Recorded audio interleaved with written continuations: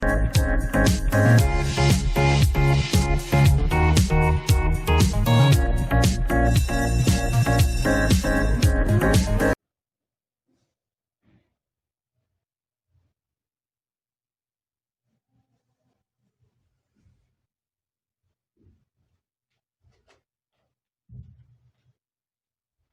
વિદ્યાર્થી મિત્રો, ધોરણ 11 બાયોલોજી વિષયની અંદર આપ હાલ ચેપ્ટર નંબર 14 વનસ્પતિમાં શ્વસન એની અંદર અભ્યાસ કરી રહ્યા છો. એમની અંદર આપણે પ્રસ્તાવના પૂરી કર્યા બાદ જે ત્રણ મુખ્યત્વે તબક્કા છે, ગ્લાયકોલિસિસ, ક્રેબ્સ ચક્ર અને ઓક્સિડેટિવ ફોસ્ફોરાયલેશન, તેની અંદર આપણે વાત કરી રહ્યા છીએ.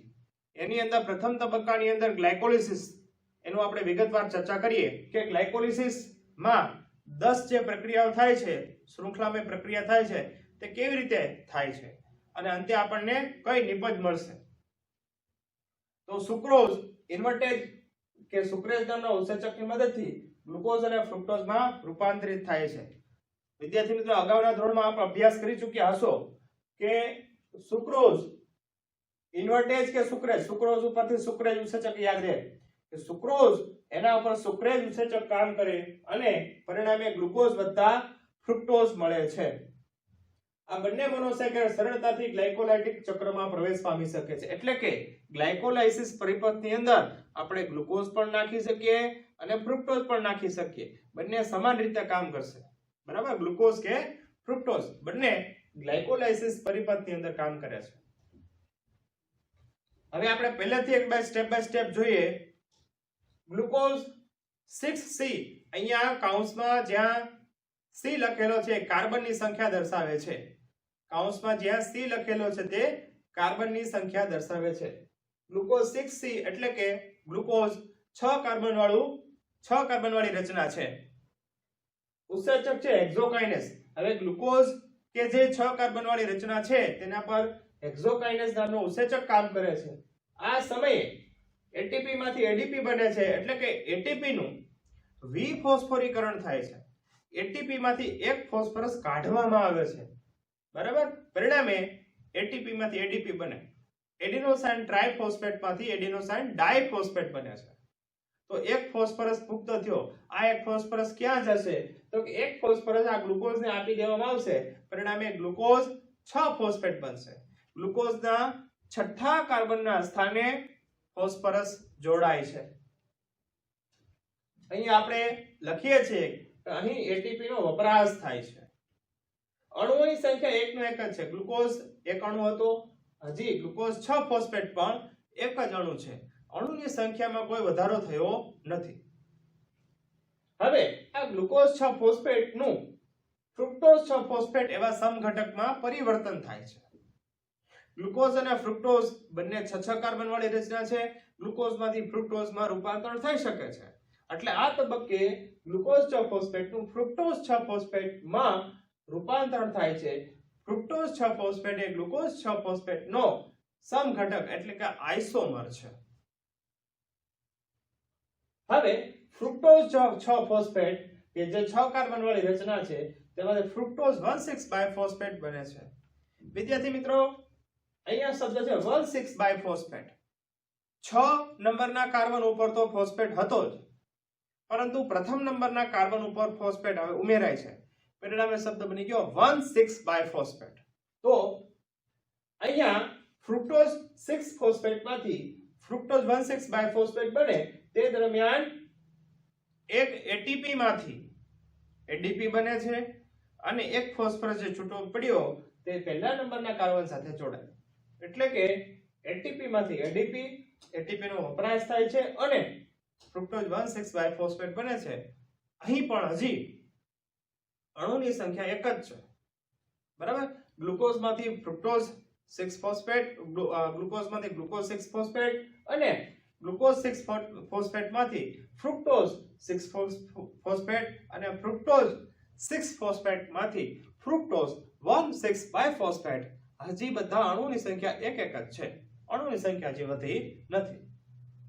ગ્લુકોઝ તથા ફ્રુક્ટોઝ જયા પછી પથ એક સરખો હોય છે. એટલે કે ગ્લુકોઝ અને અથવા તો ફ્રુક્ટોઝ બંને ગ્લાયકોલાઇસિસ પથમાં કામ આપે છે. ગ્લાયકોલાઇસિસ દરમિયાન શ્રેણીબદ્ધ 10 પ્રક્રિયા થાય છે અને અંતે ગ્લુકોઝમાંથી પાયરુવેટ અથવા તો પાયરુવિક એસિડ બને છે.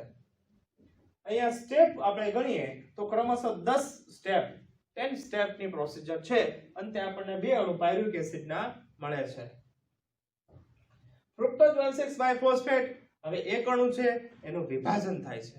પરિણામે એક ટ્રાયોસ ફોસ્ફેટ 3 કાર્બન વાળી PgL ફોસ્ફોગ્લિસરાલ્ડિહાઇડ PgL4 ફોસ્ફોગ્લિસરાલ્ડિહાઇડ 3 ફોસ્ફેટ એટલે ત્રીજા નંબરના કાર્બન ઉપર ત્યાં ફોસ્ફરસ હાજર છે. આ એક અણુ મળ્યો. સાથોસાથ આપણને એવી બીજી ટ્રાયોસ શર્કરા ટ્રાયોસ ફોસ્ફેટ શર્કરા મળી DHAP ડાયહાઇડ્રોક્સી એસિટોન ફોસ્ફેટ. DHAP એટલે ડાયહાઇડ્રોક્સી એસિટોન ફોસ્ફેટ. તો અહીંયા DHAP એટલે કે ડાયહાઇડ્રોક્સી એસિટોન ફોસ્ફેટ એ પણ 3 કાર્બન વાળું છે. આ એક અણુ છે, આ એક અણુ છે. આ બંને અરસપરસ કન્વર્ટ થઈ શકે તેવા છે. DHAP માંથી PGL થઈ શકે, PGL માંથી DHAP થઈ શકે, પરંતુ મોટા ભાગે DHAP માંથી PGL થાય છે. આ વસ્તુ બને છે. હવે અહીંયા આગળ વધીએ.